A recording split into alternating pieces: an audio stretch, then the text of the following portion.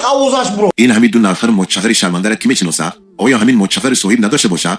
یا صاحبش دیوسی را به گردن گرفتگیان؟ واقعا انسان اگر در برابر فحشا و بداخلاقیت جزا نبیند از حیوان هم بدتر می شود. نخواد تا همین درجه را شما بداخلاق و بی‌حیا شده باشه که در پوبلیک برآمده با شرمگاهی خود با کاشف تپ تپ بزنی و باز این نفرش میگوید پخ پخ آوازت براید. شما اگر انسان بودنتان را فراموش نمیکردید، حالا مسلمانیتان او یک سو به مثل نفر و متشفر این طور شرمندگی نمیکردید. چگونه ای که نفر و متشفر در سری راه و در پیش چشم مردم شرم نداشته به سری همدیگر پریده علاقه جنسی میکنند، شما بدتر از آنش را در فضای مجازی انجام میدهید. نخواد یک نفر یافت نشود که پیش روی چنین خرای بداخلاق بگیرد. مقامات قدرتی کجا را نگه دارند؟ مگر چشمشان تنها ریش مردان و سر و لباس زنان محجب مسلمان را میبیند و خلاص؟ به این طایفه پرازیتای جامعه چشمشان نمیغلطیده باشد. جوان مردای تاجیک پیش روی چنین فحشا و بداخلاقی را بگیرید، ورنه عذاب خداوند قیامت همه را فرا میگیرد.